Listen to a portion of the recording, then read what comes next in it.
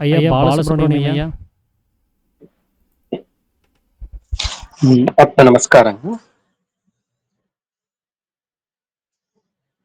நம்ம உலக சேமை பிரயாசரி இந்த புத்தகத்துல நம்ம ஈஸ்வர தத்துவம், குரு தத்துவம் என்பதை பற்றி கடந்த 2 வாரங்களாக பார்த்தோம். இன்றைக்கு ஜீவகாருண்யம் இந்த தலைப்பை பற்றி பார்க்கலாம்.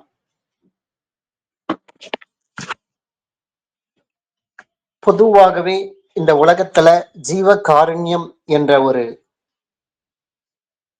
நிலையை தவறாக புரிந்து வைத்திருக்கிறார்கள். அகிம்சா பரமோ தர்மம், இந்த ஒரு வாக்கு, அகிம்சை தான் மிகவும் மேலான ஒரு தர்மம். அது ஈஸ்வரனோடு ஐக்கியமாக கூடிய, அது நிலையை பெற்றுத்தரக்கூடிய ஒரு தர்மம். ஆனால் இதனுடைய உண்மைத்தன்மையை உள்ளதுபடி அறிந்து கொள்ளாமல் தவறான வழியில் புரிந்து வைத்திருக்கிறார்கள். எது அகிம்சை? முதலில் தன்னுடைய ஜீவனை எந்த விதத்திலையும் கோபம், வெறுப்பு, பொறாமை,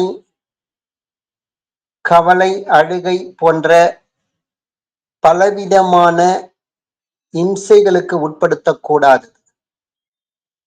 அன்பே சிவம், இதுதான் ஈஸ்வரனோடு ஐக்கியமாக கூடிய நிலையை பெற்றுத்தரும். தானாய் தன்மயமாக ஜீவன் மேல உண்மையான பக்தி விசுவாசம் இருப்பவர்களுக்கு மட்டும்தான் அந்த நிலையை எய்த முடியும். அப்ப ஜீவன் மேல ஒரு பக்தி விசுவாசம் என்றால் என்ன? அப்ப அந்த ஜீவனை உண்மையாக நாம் சிநேகிக்கின்றோமா?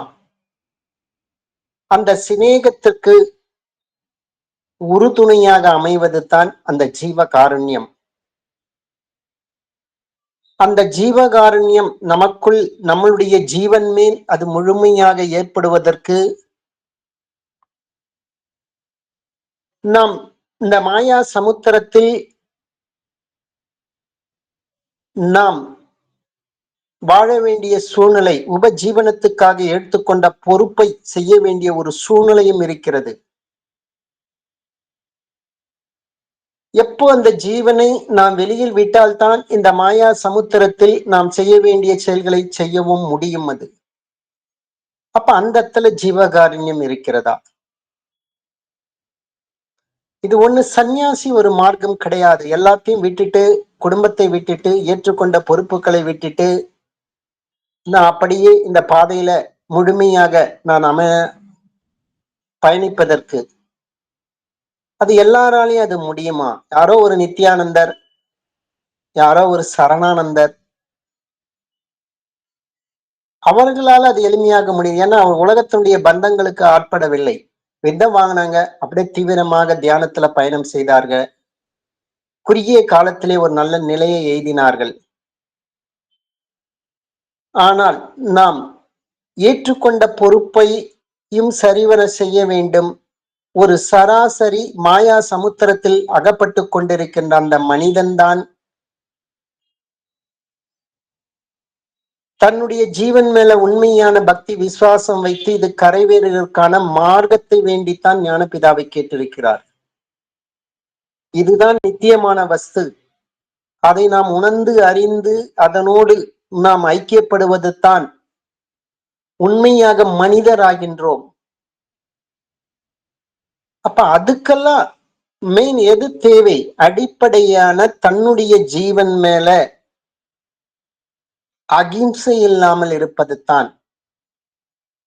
அப்போ உபஜீவனத்துக்காக நாம் வெளியில் வியாபிக்கும் போது கூட சரியது, நம்மளுடைய ஜீவன் மேல ஒரு கருணையான, ஒரு அன்பான, ஒரு சதா பிராணாயாமம் என்ற முறையில நாம் எந்த செயலை செய்தாலும் சரி, அது இந்த அகிம்சையை நம்மால், அந்த அகிம்சா இந்த பர தர்மத்தை நம்மளால காப்பாற்றி கொள்ள முடியும். அதுக்கு உறுதுணையாக அமைவது தான் இந்த மாயா சமுத்திரத்தில் இருக்கின்ற நமக்கு நம்மளுடைய பழக்க வழக்கங்களை நாம் நெறிப்படுத்த வேண்டும். இதிலெல்லாம் இந்த மார்க்கத்தை நல்வழிப்படுத்துவதற்காக நமக்குள் அந்த ஜீவனுடைய மார்க்கத்தை மேன்மைப்படுத்தி மேல்கதி கிடைப்பதற்காக எதெல்லாம் தடையாக இருக்கிறதோ அதெல்லாம் விடுவதற்கு ஒரு வைராகியம் வேண்டும்.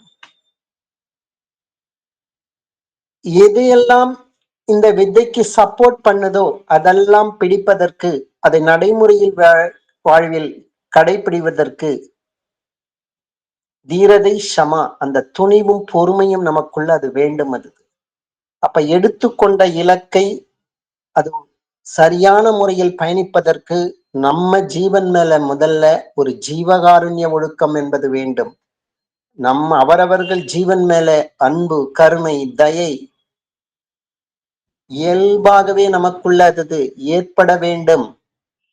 அதுக்குத்தான் நம்மளுடைய பழக்க வழக்கங்களையும் நாம் கூடவே அது சரி செய்தலும் நமக்கு முக்கிய அவசியமாக இருக்கிறது.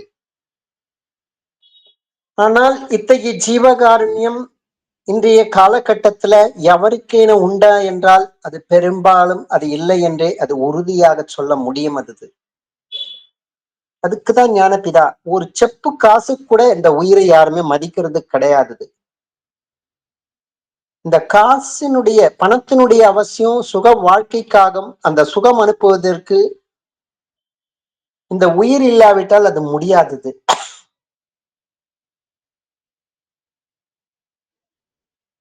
ஆனால் இந்த உயிரானது வெளியே சென்று நாசமடைத்துக் கொண்டிருக்கிறது. இதுவே ஜீவகாருண்ய ஒழுக்கம் இல்லாத நிலைதானே, ஜீவன் மேல ஒரு சிநேகம் இல்லாத நிலைமைதானே.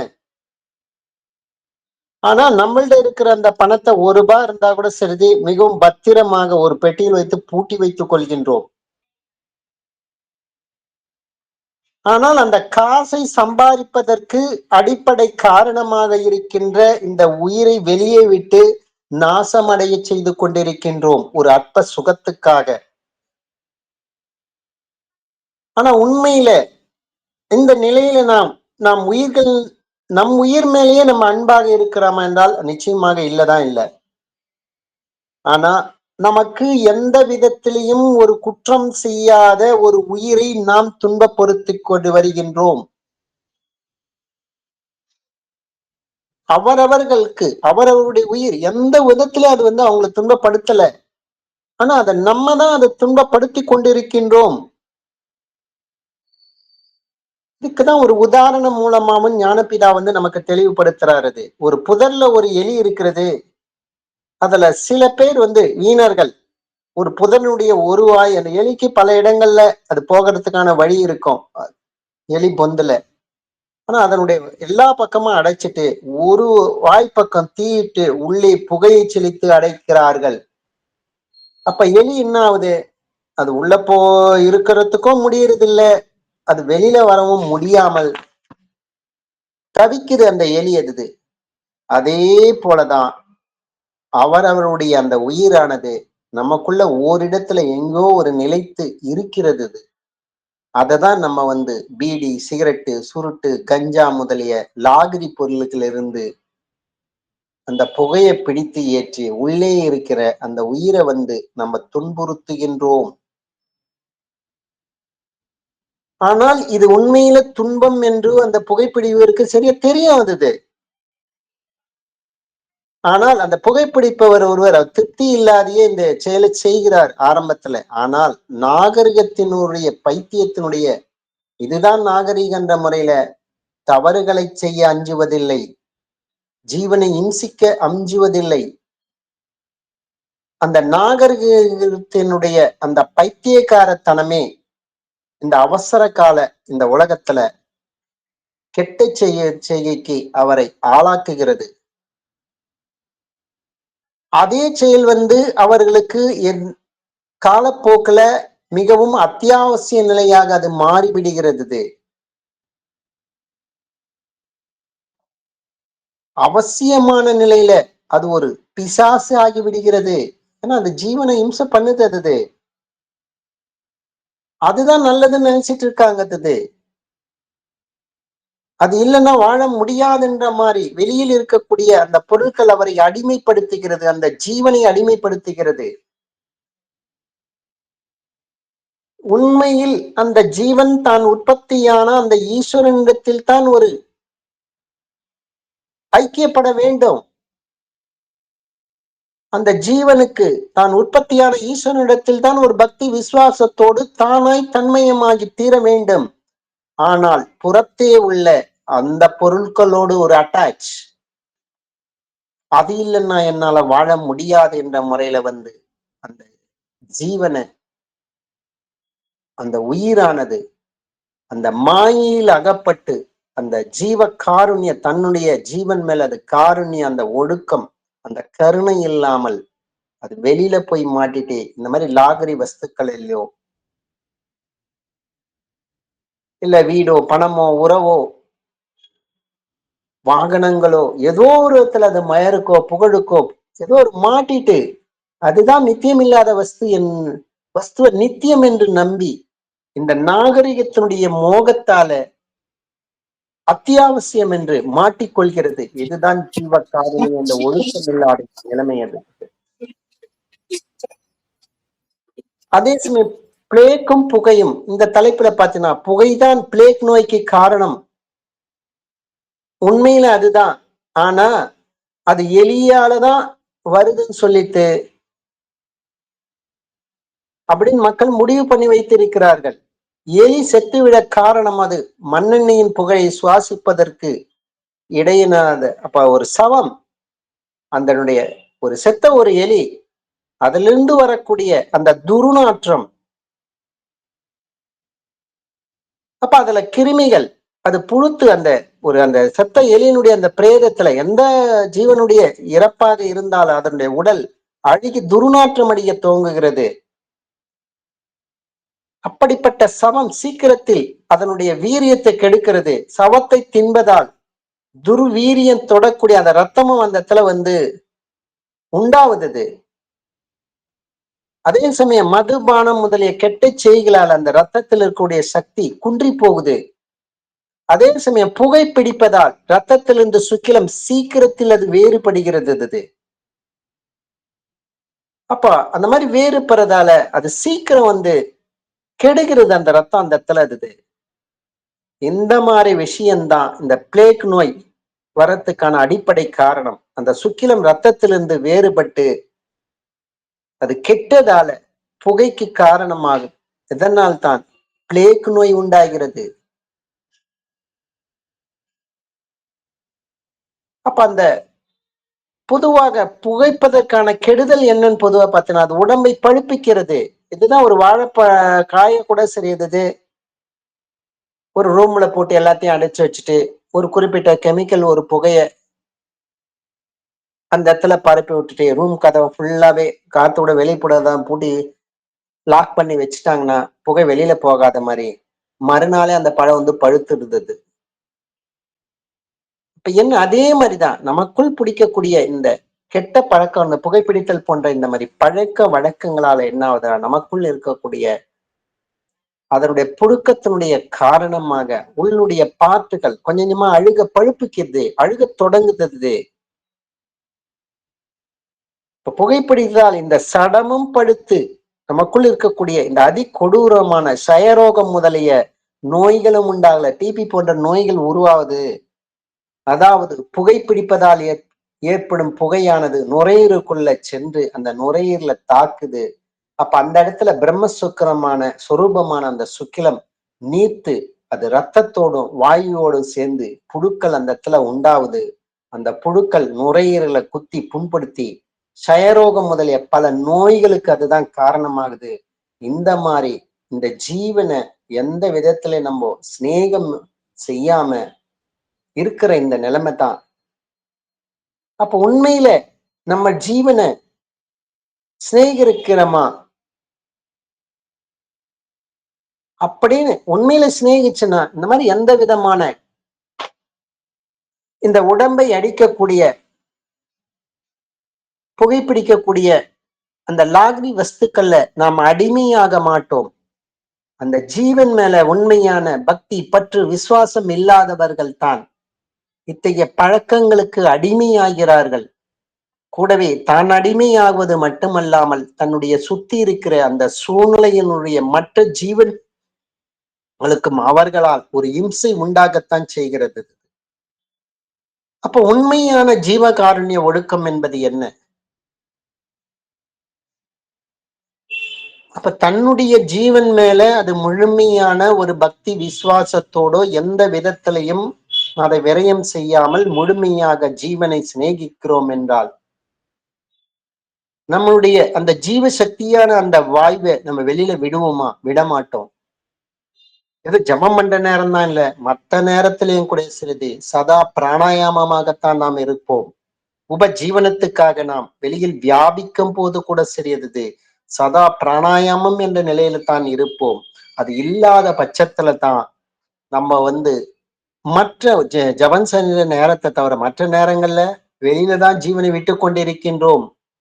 அப்ப உண்மையில நமக்குள்ள அந்த பக்தி விசுவாசம் இருக்க வேண்டும் என்றால் உண்மையில நாம் தாமரை இலை தண்ணீர் போல ஒரு பற்றற்ற ஒரு வாழ்க்கையை வாழ வேண்டும் என்றால் உபஜீவனத்துக்காக ஏற்றுக்கொண்ட பொறுப்பையும் சரிவர நிறைவேற்றி கொண்டு கூடவே அது மேல ஒரு பற்றில்லாமல் நாம் இருக்க வேண்டும் என்றால் ஞானப்பிதா காட்டி கொடுத்த இந்த வித்தைய நம்ம முழுவதுமாக அவர்கள் கூறிய அந்த நடைமுறை வாழ்க்கையிலும் கிரமங்களுக்கு உட்பட்ட வாழ்க்கையும் அந்த சித்தவேத புரிதலுக்கு உட்பட்ட வாழ்க்கை நெறிமுறையும் கூடவே இந்த ஜபத்தையும் தொடர்ந்து நாம் சதா பிராணாயாமமும் செய்யும் போது மட்டும்தான் நமக்குள்ள அந்த ஜீவ காருண்ய ஒழுக்கம் என்பது வலுப்படுகிறது. அத்தகைய நிலையில்தான் அந்த ஜீவ காருண்யம் அந்த எப்போது நமக்குள்ள அது தன்னிறைவு பெறுகிறதோ, எப்போது நாம் முழுமையாக அந்த ஜீவனை சிநேகிக்கின்றோமோ, எப்போது இந்த மாயா சமுத்திரத்தினுடைய இந்த பற்றிலிருந்து நாம் முழுமையாக விடுதலை ஆகின்றோம் என்றால் தன்னுடைய ஜீவனை எந்த விதத்திலையும் சிறியது நாம் வெளியில் வியாபிக்க விட மாட்டோம். தனக்குள்ளேயே தான் அதை நிலைநிறுத்தி கொண்டிருப்போம். கூடவே இந்த உடலாகிய இந்த ஆலயம் உள்ளம் ஒரு பெருங்கோவில். இந்த உடலாகி இந்த கோவிலையும் சிறியது இதில் தான் இந்த ஜீவனாகிய அந்த ஈஸ்வரனோடு ஐக்கியமாகக்கூடிய அந்த நிலையை பெற வேண்டும். அப்ப அந்த உடலையும் சிறியது நாம் முறையாக அதை பராமரிப்போம். அப்ப இந்த உடலை அடிக்கக்கூடிய மாதிரி போதைப் பொருட்களையோ பிற ஜீவன்களை பிணங்களையோ நாம் தின்ன மாட்டோம். கூடவே சிறியது இந்த உடலுக்குள் இருக்கக்கூடிய அந்த ஜீவ சக்தியும் நாம் வெளியே விரயம் செய்ய மாட்டோம். அப்போது தான் அந்த உள்ளிருக்கும் மார்க்கம் என்பது நமக்குள்ள அது பரிசுத்தம் அடைகிறது. அப்ப அந்த நிலையில தான் சிறியது அதில் இருக்கக்கூடிய அந்த ஜீவன் அதனுடைய சக்தியை விரயம் செய்யாமல் தனக்குள்ளேயே அது மேலும் கீழுமாக அது நடத்தி கடைசியில ஈரணன் என்ற நிலைமையில பாத்தீங்கன்னா அது ஈஸ்வரனோடு ஐக்கியமாகக்கூடிய அந்த நிலைமையை பெற்றுத்தரும். அப்போது தான் தானாய் தன்மயமாகி தீருவோம். ஆனந்த மத்தர்களாக நாம் நிலை பெறுவோம். அப்ப அத்தகைய நிலை பெற வேண்டும் என்றால் இந்த உலகினுடைய இந்த மாயினுடைய சிற்றின்பக்கு அடிமையாகாமல் உண்மையான அந்த ஜீவன் மேல காருண்யம் ஒன்று ஏற்படும் போது மட்டும்தான் இதை பெற முடியும். இத்தகைய நிலையை பெற வேண்டும் என்று தான் நாம் அனைவரும் பெற வேண்டும் என்பதுதான் ஞானப்பிதாவை பிரார்த்திப்போம். தொடர்ந்து நாளைக்கு நாம் உலக சேம பிரயாசி இந்த புத்தகத்துல அடுத்த பகுதியில பயணிப்போம். அனைவருக்கும் ஆத்ம நமஸ்காரம். உடம்புனுடைய சகலவிதமான பாகங்களிலும் பரவி எப்பொழுதும் விட்டு பிரியாமல் ஸ்நேகம் மோகம் முதலிய கெட்ட வழக்கங்களை உண்டாக்கி கொண்டிருக்கின்ற ராகத்து வேசாதிகளான வெறுப்பு வெறுப்பு எனும் பெரும் வியாதிகள் யார் ஒருவரால் வேறற அறுக்கப்படுகிறதோ அந்த அசாதாரண வைத்தியருக்கே நமஸ்காரம். நாம இந்த உபதேசத்தை வாங்கினதுடைய நோக்கம் என்ன அப்படின்னா அவருடைய ஜீவனை காப்பதற்காக தான். ஸோ ஜீவகாருண்யம் அப்படின்னு சொன்னாலே பிற உயிர்கள் மேல காமிக்கக்கூடிய காருண்யம்ங்கிறது கிடையாது. அவருடைய ஜீவன் மேல வைக்கக்கூடிய காருண்யம் தான் அது மற்றவங்க மேலேயும் வைக்கிறதுக்கு ஒரு காரணமாகுது. எப்போ நாம் நம்மளுடைய ஜீவனை அறிகிறோமோ அப்போ மற்றொன்று அப்படிங்கிறது இல்லைங்கிறத புரிஞ்சுக்க முடியும். நம்ம ஜீவனை பற்றியே நம்ம தெரிஞ்சுக்கலாம் அப்படின்னு சொன்னால் நாம் வேற, மற்ற உயிர்கள் வேறங்கிற எண்ணத்தில் தான் நம்ம இருப்போம். அப்படி ஒரு சூழலில் நம்ம இங்கே யாரையும் சிநேகிக்க முடியாது. முதல்ல தான் யார் அப்படிங்கிறத முதல்ல உணர்ந்துருந்தாதான் அந்த சிநேகமானது மற்றவங்க மேலேயும் வரும். அதனால தன்னை போலவே பிறரை நேசிக்கணும் அப்படின்னு சொன்னவங்க எல்லாருமே தன்னை உணர்ந்தவங்களாக தான் இருக்கிறாங்க. அவங்களால மட்டும்தான் அந்த உண்மையான சிநேகத்தை, எந்த வித எதிர்பார்ப்பும் இல்லாமல் அந்த பரிசுத்தமான சிநேகத்தை எல்லார் மேலேயும் வைக்க முடியும். அப்படி ஒரு எண்ணத்தில் இருக்கிறவங்களுக்கு தன்னை பற்றியோ மற்றவங்களை பற்றியோ எந்த ஒரு வேற்றுமையும் இருக்கிறது கிடையாது. அப்போ முதல்ல நம்மளை நேசித்து பழகணும். நம்ம ஜீவனுக்கு எது நல்ல விஷயங்களோ அதை நம்ம செஞ்சு கொடுத்து பழகணும். அதனால நம்ம விதை வாங்கினவருடைய நோக்கமே அவரவருடைய ஜீவனை காப்பதற்காக தான். அப்போ ஜீவகாருண்யம்ங்கிறது அவரவர்கள் ஜீவன் மேலே அந்த ஸ்நேகத்தை வைத்து அதை பாதுகாக்கிறது தான் அதனுடைய வேலை. இப்போ ஐயா சொன்னபடி புகை பிடிக்கிறது, அப்புறம் மாமிசம் சாப்பிட்றது, இந்த மாதிரியான விஷயங்கள்லாம் இருந்துச்சு அப்படின்னு சொன்னால் உடம்பை நாம கெடுக்கக்கூடிய ஒரு வேலைகளை செய்கிறோம் அப்படின்னு சொன்னால் அது ஜீவகாருண்யமாக இருக்க முடியாது. இது எதுவுமே இல்லைனாலும் அந்த ஜீவனானது நசிஞ்சு போயிட்டே இருக்குது. புகைப்பிடிக்கலை, மது அருந்தலை, போதை வஸ்துக்கள் நம்ம யூஸ் பண்ணுறது கிடையாது,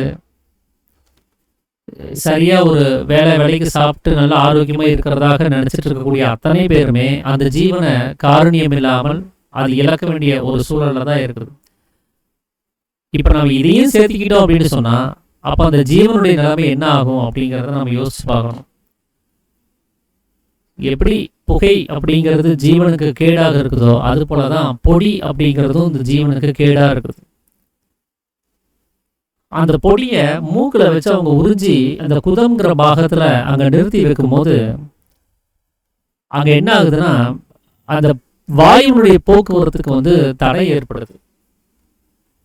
அதிக அளவில் அந்த புகை போட்டு அங்கே கபம் அடைச்சு போச்சு அப்படின்னு சொன்னால் அவங்களால பேசக்கூட முடியாது. இந்த வாதம் அப்படின்னு சொன்னாலே அது காற்று அப்படின்னு தான் அர்த்தம், வாயு அப்படின்னு தான் அர்த்தம். இந்த காற்றுக்கு எங்கெல்லாம் பாதிப்பு ஏற்படுதோ, அதனுடைய நடமாட்டத்துக்கு எங்கெல்லாம் பிரச்சனை வருதோ அங்கே அந்த நோய்க்கு பேர் தான் வாத நோய். அப்படி அந்த வாத நோய் உண்டாகிறதுக்கான ஒரு வாய்ப்பை நாம் இந்த பொடி போடுறது மூலமாக அதை நாம் உண்டு பண்ணி கொடுக்குறோம். அங்கே கபம் அடைச்சு அது அப்படியே பர்மனண்ட்டாக இருக்க ஆரம்பிச்சிருச்சு அப்படின்னு சொன்னால் அந்த இடமெல்லாம் அழுக ஆரம்பிக்குது. இந்த உயிர் வாழ்கிறதுக்கு அதிக அளவில், அதாவது இன்றியமையாத ஒரு விஷயம் அப்படின்னு பார்த்தா அது ஜீவசக்தியான வாயுனுடைய போக்குவரத்து தான். அது இந்த உடம்பை இயக்கிறதுக்காகவும் செயல்படுறதுக்காகவும் அது தன்னுடைய இருப்பை தக்க வச்சுக்கிறதுக்கு அது பயன்படுத்தக்கூடிய ஒரு விஷயம். அது பூர்வ மத்தியத்துல ஒழுங்கிடுச்சுன்னு சொன்னா பிரச்சனை கிடையாது. ஆனா உடம்புக்குள்ள நடமாடிட்டு இருக்குதுன்னு சொன்னா அதை தடை செய்ய முடியாது. தடை செஞ்சோம் அப்படின்னு சொன்னா அது முழுவதுமாக அது வெளியில போயிடும். அப்புறம் நாம பிணமாயிருவோம். அந்த மாதிரி இந்த உயிருக்கு ரொம்ப ஆதாரமா இருக்கக்கூடிய அந்த வாயுவை நாம தடை செய்யும் போது அங்க என்ன ஆகுதுன்னா நம்மளால சுவாசம் விடுறதுக்கு கூட ஒரு சிரமம் ஏற்படக்கூடிய ஒரு நிலைமைங்கிறது இருக்குது. ஏன்னா அந்த குதம்ங்கிற அந்த பாகத்துல அந்த கவமானது அடைக்கிறதுக்கு ஒரு காரணமாகுது. ஸோ இதை பற்றியெல்லாம் யோசிக்காம நாம அதில் ஏதோ ஒரு சுகம் இருக்கிறதா நம்பிக்கிட்டு அந்த மூக்கு பொடி போடுற அந்த வேலைகளை செஞ்சுட்டு இருக்கிறோம். இதே மாதிரி இந்த கல் குடிக்கிறது, அது ஏற்கனவே சாமி 19வது அத்தியாயத்தில் கல் குடிக்கிறத பற்றி சொல்லியிருப்பார். சக்தி பூஜை செய்யும் போது கல் அருந்தாமல் இருக்க முடியாது அப்படின்னு சொல்லி கேரளத்து எழுத்தச்சர் துஞ்சத்து ராமானுஜர் அப்படிங்கிறவர் சொன்னதா சீடன் ஒரு கேள்வி கேட்பார். அப்போ அவர் குடிச்ச கல் என்ன கல்? நாம கல்லுன்னு நினச்சிட்டு இருக்கக்கூடிய தென்னை மரத்துல இருந்தோ இல்லை பனை மரத்துல இருந்தோ நாம ஒரு பானையை கட்டி அதில் வடிஞ்ச அந்த நீரை பருகிறதுக்கு பேர் அந்த மாதிரியான கல்லை தான் அவர் குடிச்சாரா அப்படிங்கிறத கவனித்து பார்த்தோம்னா அப்படி கிடையாது. அவர் எஞ்சான அளவு உயரம் இருக்கக்கூடிய இந்த உடம்பாக இருக்கக்கூடிய பனை மரத்தில் அதனுடைய மேல் பாகமாக இருக்கக்கூடிய சிரசிலிருந்து வழிந்து வந்த கல்லை, அந்த பனை தலையிலிருந்து வழிந்து வந்த அந்த கல்லை தான் அவர் குடித்தார். அந்த கல்லை குடிக்கும் போது நமக்கு என்ன ஆகும்னா ஆனந்தம் உண்டாகுது.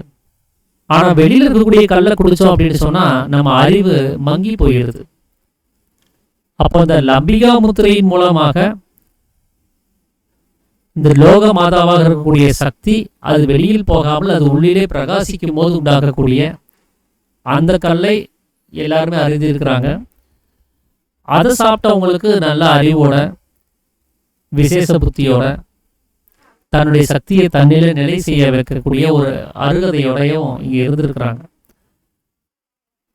ஆனால் நாம் வெளியில் இருக்கக்கூடிய கல்லை குடித்து கொஞ்ச நாள் இந்த மூளையினுடைய செயல்பாட்டை குறைச்சிக்கிட்டு ஒரு பிரச்சனை அப்படின்னு சொன்னால் உடனே கல் குடிக்கிறது, சாராயம் குடிக்கிறது. சந்தோஷம் அப்படின்னு சொன்னாலும் சாராயம் குடிக்கிறது. இன்னைக்கு லீவ் போட்டோம், ஃப்ரீயாக இருக்கிறோம், வேற வேலை இல்லை, போர் அடிக்குது அப்படின்னாலும் போய் சாராயம் குடிக்க வேண்டியது. ஆனால் இதனால உண்டாகக்கூடிய இழப்பு என்னங்கிறத நாம கவனிச்சு பார்க்கறது கிடையாது. அப்படி அந்த மூளையினுடைய செயல்பாட்டை அதிக அளவில் குறைச்சி வச்சு கடைசியில் அந்த மூளை மந்தமாகவே போயிடுது. அது மூளையை மட்டும்தான் அது பிரச்சனை பண்ணுதான்னு கேட்டால் இல்லை, நம்ம சீரணம் பண்ணக்கூடிய அந்த உறுப்புகளை பாதிக்க செய்து நமக்கு அந்த இறப்புங்கிறது விரைவிலே கிடைக்கிறதுக்கான ஒரு நிலைமையை அது உண்டு பண்ணுது.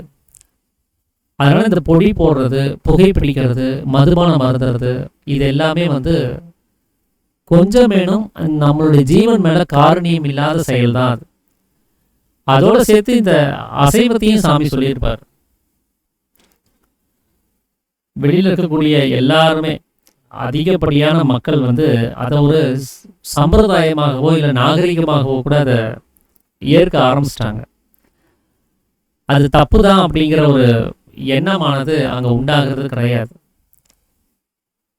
இந்த அசைவம் பற்றி சொல்லும்போது சாமி என்ன சொல்றாருன்னா, மற்ற உயிர்களுக்கு கேடு வந்துடும், மற்ற உயிர்களை நசிப்பிக்க வேண்டாம், மற்ற உயிர்கள் எல்லாம் வாழட்டும் அப்படிங்கிற எண்ணத்தில் அவர் அந்த அசைவத்துக்கு எதிராக அவர் சொல்லலை. நம்மளுடைய உயிருக்கே அது ஆபத்து தான், அது விஷம் தான். அது உலகத்தில் இருக்கக்கூடிய விஷங்கள்லேயே அதிகப்படியான விஷம் எங்கே இருக்குது அப்படின்னா அது அசைவத்தில் தான் இருக்குது. அது நம்மளுடைய புத்திக்கு மந்த தன்மையையும் நம்மளுடைய குணத்திற்கு தமோ குணத்தையும் உண்டு பண்ணக்கூடியதாக இருக்குது. அது போக அந்த சீரணமாகிறதுக்கு அதிக அளவில் நேரம் எடுத்துக்கிறதுனால அது வயிறு ஒரு கெட்டித்தன்மை அடைஞ்சிடும். அந்த வயிற்றில் இருக்கக்கூடிய சதைகள் எல்லாமே கெட்டி ஆயிரும். அதனால வயிறு வீக்கம் அப்படின்னு ஒன்று வந்துச்சுன்னு சொன்னால் அது அவ்வளோ சீக்கிரம் குறைக்கிறதுங்கிறது ரொம்ப கஷ்டமாயிடும். அப்போ உண்மையாகவே நாம் சாப்பிட்ற அந்த அசைவத்தை அப்படியே நேரடியாக சாப்பிட்டோம்னு சொன்னால் அது கண்டிப்பாக நம்ம வயிறோ உடம்போ ஒத்துக்க போகிறது கிடையாது. அப்படியே சமைக்காமல் அந்த அசைவத்தை எடுத்து வாயில் வச்சோன்னு சொன்னால் அடுத்த நிமிஷம் வாமிட்டு தான் பண்ண வேண்டியதாக இருக்கும். ஏன்னா அது வயிறுக்கு தெரியும், இந்த உடம்புக்கு தெரியும் அது ஆகுமா ஆகாதான்னு. ஆனால் நாம் என்ன பண்ணுறோன்னா அதை அந்த வயிற்றையும் உடம்பையும் ஏமாற்றி அதுக்கு சுவை ஊட்டி அது ருசியாக இருக்கிற மாதிரி அதை ஏற்பாடு பண்ணிட்டு அதை உள்ள அனுப்புகிறோம். அவங்களும் தங்களுடைய சென்சாரில் சரியாக அதை புலப்படாததுனால அதை அவங்களும் அக்செப்ட் பண்ணிக்கிறாங்க. ஆனால் ரொம்ப சிரமப்பட்டு அக்செப்ட் பண்ணிக்கிறதுனால அந்த சிரமத்தை அதிக நாட்கள் அவங்களால தாக்கு பிடிக்க முடியாது. அதனால இந்த சீரணம் மண்டலம் கெட்டு போகிறது, ரத்தத்தில் இந்த விஷமானது கலந்து போயிடுச்சு அப்படின்னு சொன்னால், தமோ குணம் அதிகமாயிடுச்சுன்னா நம்ம உடம்புல நீர் சத்து அதிகமாயிரும்னு அர்த்தம். அந்த நீர் அப்படிங்கிறது என்ன அப்படின்னா, நம்ம உடம்புல நம்மளுடைய சுக்கிலத்திலே இந்த 3 விஷயம் இருக்கிறதா சாமி சொல்லியிருப்பார். சுரம்ங்கிற நீரும், ஸ்ரோனிதம்ங்கிற ரத்தமும், சுக்கிலமும், இந்த 3 சேர்ந்து தான் நாம் உண்டாகி இருக்கிறோம். ஆண்களுக்கு அது ஒருமித்து கர்ப்ப பாத்திரத்தில் விழுகிறதாகவும் பெண்களுக்கு ஒவ்வொன்றாக தனித்தனியாக விழுகிறதாகவும் சொல்லியிருப்பார். இந்த 3னுடைய சமநிலை மாறும்போது அது நோயாகுது. அந்த சுரம்ங்கிற நீர் தான் கடைசியா ஜீவனெல்லாம் போனதுக்கு அப்புறம் மிச்சம் அந்த உடம்புல இருக்கக்கூடியது. அந்த நீர்ல இருந்து தான் புழுக்கள் உற்பத்தியாகி இந்த உடம்பை திங்கிறதுக்காக வரக்கூடியது. இப்போ அந்த நீரினுடைய தன்மையை நம்ம அதிகப்படுத்தி வச்சுட்டோம், அந்த விஷத்தினுடைய தன்மையை அதிகப்படுத்தி வச்சுட்டோம் அப்படின்னு சொன்னா நம்ம உடம்பு உயிரோடு இருக்கும் போதே உள்ளுக்குள்ளார பிரச்சனையை உண்டு பண்ணிடும். உள்ளுக்குள்ள பொருட்கள் ஏற்படுத்துறதாகட்டும், உறுப்புகளை பாதிக்கப்பட செய்யறதாகட்டும். ஏன்னா உள்ளுக்குள்ள விஷத்தன்மை அதிகமாகும் போது அந்த அமிர்தத்தன்மையானது குறைய ஆரம்பிச்சிருது. அமிர்தம் குறையும் போது இந்த ஜீவனானது அங்க இருக்க முடியாது. நாம சாப்பிட்ற அந்த ஆகாரம்ங்கிறதே நமக்கு வெறும் தயிர் சாதம் மட்டுமே சாப்பிட்டு இருந்தாலும் கூட அது ஒரு பீரியடுக்கு மேல ஜீரணமாகிறது ரொம்ப சிரமமாயிரும். 90-100 வயசெல்லாம் ஆயிடுச்சுன்னு சொன்னா அதுவே சீரணமாகாது. அந்த அளவுக்கு உடம்புல அந்த உறுப்புகளில் தேய்மானம் ஏற்பட்டுரும். இதுல இந்த கடினமான சீரணம் பண்ணக்கூடிய இந்த தமோ குணத்தை சார்ந்த விஷத்தன்மையை சார்ந்த இந்த அசைவத்தை நாம உண்ணும் போது அது 45-50 வயசுலேயே சீரணமாகக்கூடிய தகுதி இழந்துருது இந்த உறுப்புகளுக்கு. அதனாலே டாக்டர் என்ன பண்ணுவாங்கன்னா, வயசானவங்க யாராவது பேஷண்ட்டாக வந்தாங்கன்னா அவங்கள எக்ஸாம் பண்ணி பார்த்துட்டு சீரண சக்தி குறைவாக இருந்துச்சுன்னா அவங்க ஃபஸ்ட்டு அவங்க சொல்லக்கூடிய விஷயம் என்ன அப்படின்னா, அசைவத்தை தவிர்த்துருங்க, தவிர்க்க முடியாட்டினா அட்லீஸ்ட் குறைக்கவாது செய்யுங்க அப்படின்னு சொல்லுவாங்க. ஏன்னா அது சீரண மண்டலத்தை இன்னும் அதிகப்படியாக அது பாதிப்புக்குள்ளாக்கும் அப்படிங்கிறதுக்காக. அதே இந்த சைடு அந்த அசைவத்தை உண்ணாமல் இருக்கக்கூடியவங்கெல்லாம் கவனித்து பார்த்தோம்னு சொன்னால் அவங்களாம் நல்லா புத்தி சக்தியில் நல்லா மரண சக்தியில் நல்ல விதமாக இருக்கிறத நம்மளால கவனிக்க முடியுது. ஆனால் அந்த புலால் அதிகமாக உண்ணக்கூடியவங்களை கவனித்து பார்த்தோம்னு சொன்னால் அந்த மந்தத்தன்மையில தான் அவங்களால இருக்க முடியும். அதிக அளவில் அந்த குணாதிசயங்கள் துர்குணங்களை அதிகமாக வெளியில விடக்கூடியவங்களா இருப்பாங்க. தன்னுடைய அந்த அதிக அளவில் தமோ குணத்தை வெளிப்படுத்துறவங்களா இருப்பாங்க. அந்த அசைவத்தை ஏன் சாமி பிணம் அப்படின்னு அந்த பிணத்தை சாமி எதுக்காக விஷம்னு சொல்றாங்க அப்படின்னா, எந்த ஒரு உயிராக இருந்தாலும் சரி அது அடிபட்டோ இல்லை ஏதாவது ஒரு வியாதி வந்தோ இல்லை வெட்டுண்டோ ஏதோ ஒரு வகையில் அது செத்து போச்சு அப்படின்னு சொன்னால் அடுத்த நிமிஷம் அது பிணமாக மாறிடுச்சுன்னு சொன்னால் அது தொடுவதற்கு கூட நம்மளுடைய நடவடிக்கைகள் நம்மளுடைய அந்த கலாச்சார முறைகளில் அது தொடுவதற்கு கூட நாம் அவ்வளோ தயங்குவோம். ஒரு இறந்தவங்க வீட்டுக்கு போயிட்டோம் அப்படின்னு சொன்னால் அந்த பிணத்தை தொட்டுட்டு வந்துட்டோம்னு சொன்னால் உடனே குளிச்சுட்டு தான் வீட்டுக்கு போகிறோம். ஏன்னா அது தீண்டத்தகாத ஒரு விஷயம், அது அசுத்தம் அப்படிங்கிறத நம்ம புரிஞ்சு வச்சுருக்கிறோம். அது மனிதருடைய பிணம் மட்டும்தான் அசுத்தமா அப்படின்னா, பிணம்னு சொன்னாலே அது கோழியாகட்டும் மீனாகட்டும் அது மாடாகட்டும் ஆடாகட்டும் அது என்ன வேணால் இருந்துட்டு போட்டோம், எல்லாமே பிணம் தான். எந்த ஒரு உயிரினம் இறந்துட்டு போனாலும் அதுக்கு பேர் பிணம் தான். அதனால் அதுவும் அசுத்தத்துக்கான ஒரு விஷயமா இருக்குது. அதையும் நாம் தவிர்க்க வேண்டிய ஒரு நிலைமைங்கிறது இருக்குது. அதனால் இந்த அசைவம் அப்படின்னு சொல்லக்கூடிய விஷயத்தை நாம் அதை நிறுத்தணும் அப்படின்னு சொன்னாதான் நமக்கு இந்த உபதேசமே கொடுக்கப்படுது. இந்த போதை வஸ்துக்களையும் அசைவத்தையும் நிறுத்திட்டு வர்றவங்களுக்கு தான் இந்த உபதேசமானது கொடுக்கப்படுது. ஏன்னா முதல்ல அந்த ஜீவனை காப்பாற்றணும் அப்படிங்கிற எண்ணம் அவங்களுக்கு வந்தால் தான் இதெல்லாம் நிறுத்த முடியும். ஒரு சிலர் இந்த வேதங்கள்ல கூட மாமிசம் சாப்பிட்றத பற்றி பேசியிருக்கிறாங்களே அப்படின்னு கூட சிலர் சொல்றது உண்டு. புராண இதிகாசங்கள்ல மாமிசம் சாப்பிட சொல்லப்பட்டிருக்குதே அப்படின்ட்டு. ஆனா நாம சாப்பிடக்கூடிய அந்த மாமிசத்தை பத்தி அவங்க சொல்லலை. எப்படி நம்ம கல்லை தப்பா புரிஞ்சு வச்சிருந்தோமோ, மதுவை நம்ம எப்படி தப்பா புரிஞ்சு வச்சிருந்தோமோ, அது போலதான் மாமிசம் அப்படிங்கிற வார்த்தையை நம்ம தப்பா புரிஞ்சு வச்சிருக்கிறோம். மாமிசம் அப்படின்னா சமஸ்கிருதத்துல மாம் அப்படின்னா எண்ணெய், நம்மளை அப்படின்னு அர்த்தம். சம் அப்படின்னா அந்த முறைப்படி, பஜித்தல் உட்கொள்ளுதல் அப்படின்னு சொன்னா சேவிக்கிறதுன்னு அர்த்தம். இதைத்தான் எல்லா மார்க்கங்கள்லையுமே சொல்லப்பட்ட ஒரு விஷயம். மாமிசம் பஜித்தல் அப்படின்னு சொன்னா, மாமிசம் உட்கொள்ளுதல் அப்படின்னு சொன்னா நம்மளை நாமளே சேவிக்கணும். நம்மளுடைய உயிர் சக்தியை வெளியில போக விடாம அதை நிறுத்தி வைக்கணும். இந்த இஸ்லாமியர் மதத்துல கூட இந்த பசுவை உண்ணுதல் சொல்லி ஒரு வழக்கம் இருக்குது.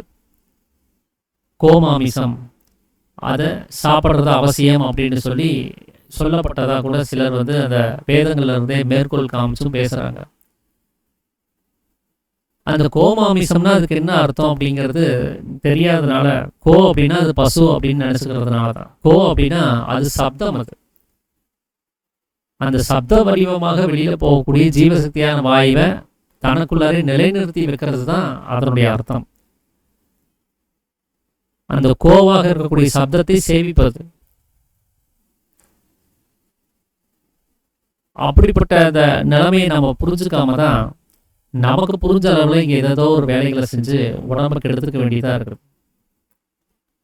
அதே மார்க்கத்தில் இந்த பன்றியை வந்து உண்ணக்கூடாது அப்படின்னு சொல்லியிருப்பாங்க.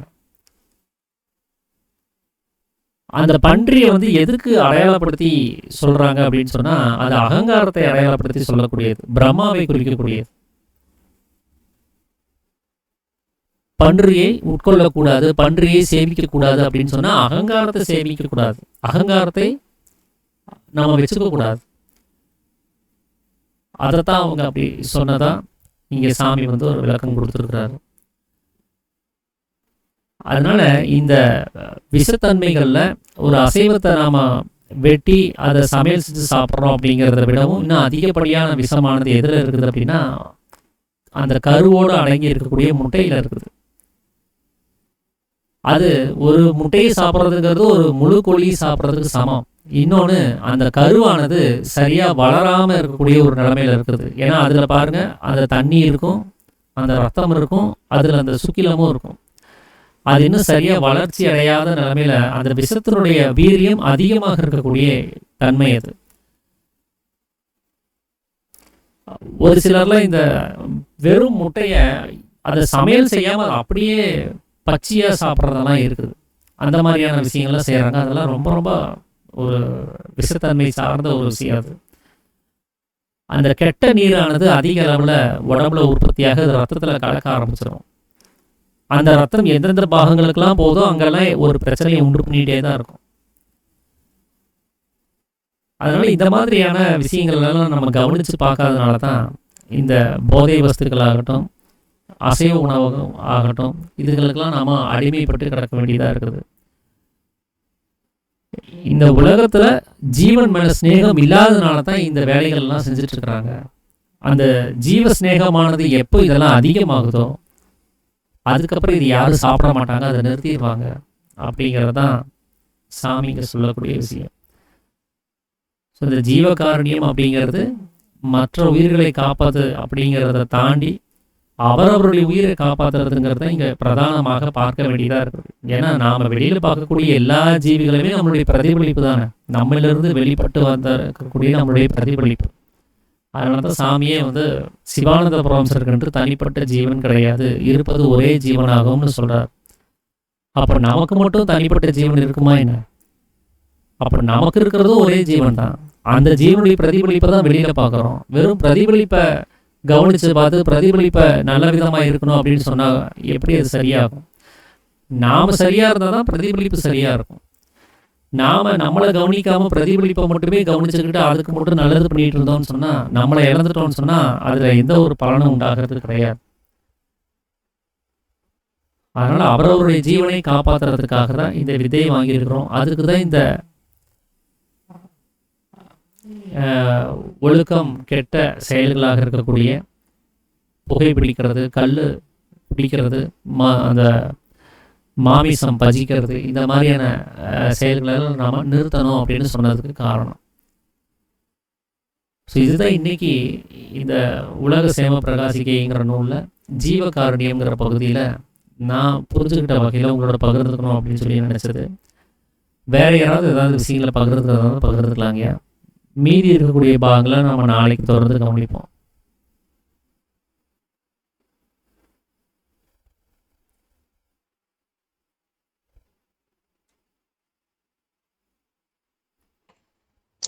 நமஸ்காரங்க ஐயா. நமஸ்காரங்க ஐயா. ஐயா வந்து அருமையான விளக்கம் கொடுத்தீங்க. பன்றி மாம்சத்துக்கு வந்து அகங்காரங்கிறது சுவாமி சொன்னதை வந்து உங்கள் மூலமாக இன்னைக்கு புதுசாக கேள்விப்பட்டு மகிழ்ச்சி அடைந்தோம். அதே மாதிரி கோமாமிசம் அதையும் வந்து நல்லா விளக்கம் கொடுத்தீங்க. மொத்தத்தில் ரொம்ப சந்தோஷங்க. ஆத்ம நமஸ்காரங்க. ஆத்ம நமஸ்காரம்.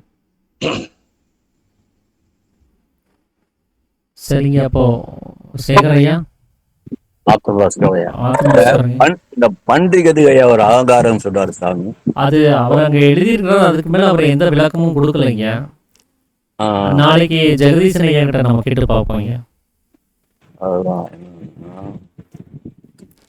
நன்றி.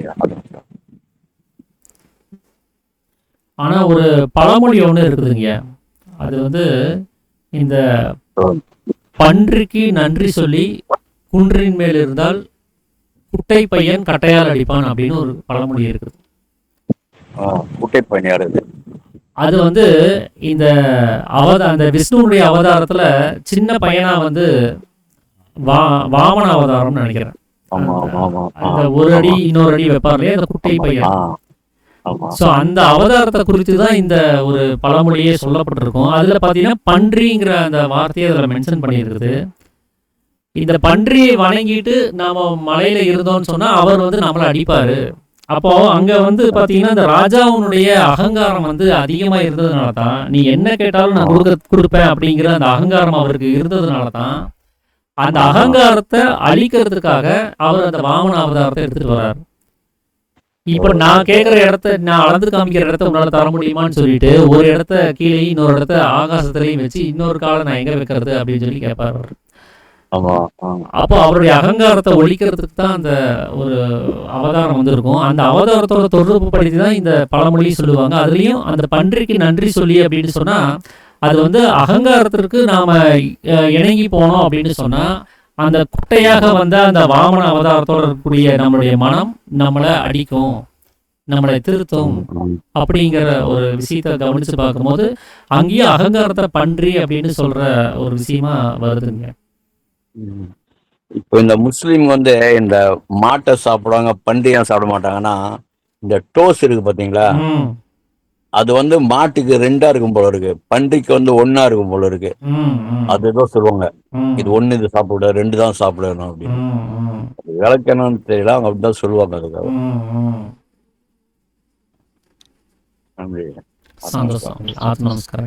அந்த இப்ப நீங்க சொன்னதுல இருந்து இன்னொன்னு ஞாபகம் வந்துச்சா, அந்த ஒரு பாட்டுல கூட வருங்க அந்த வரிகள் வந்து, மூன்றடி இடம் கேட்டான் வாமனன் பூமியிலே, மூன்றென வைத்ததோ மன்னவன் தலையிலே அப்படிங்கிற அந்த வார்த்தை வரீங்க. இதனுடைய கனெக்ஷன். ஆமாங்க. சந்தோஷங்க. சரிங்க, அப்போ நிறைவு பண்ணிடலாங்களா? ப்ளீஸ் பண்ணிடலாங்க. அப்போ நாம இந்த உபதேசத்தை வாங்கும் போது நாம செஞ்சு கொடுத்துருக்கக்கூடிய சத்திய வாசகத்தை என்னைக்கும் மறந்துடக்கூடாது. நாம நம்ம ஜீவனை காருண்யமாக அதை காப்பதற்காக தான் இந்த உபதேசத்தை வாங்கியிருக்கிறோம். ஸோ அதனால அந்த சத்திய வாசகத்தை என்னைக்குமே மறக்காம எந்த ஒரு வேலை செய்யும் போதுமே நம்ம மேலும் கீழும் சதா அபியாசம் செஞ்சுக்கிட்டே அந்த தன்னிலை உணர்வதற்கான ஒரு முயற்சியில் நாம் இருக்கணும் அப்படிங்கிறத சொல்லி இதை நான் நிறைவு பண்ணிக்கிறேன். அனைவருக்கும் ஆத்ம நமஸ்காரம். அனைவருக்கும் ஆத்ம நமஸ்காரம். அனைவருக்கும் ஆத்ம நமஸ்காரங்க. ஆத்ம நமஸ்காரம்.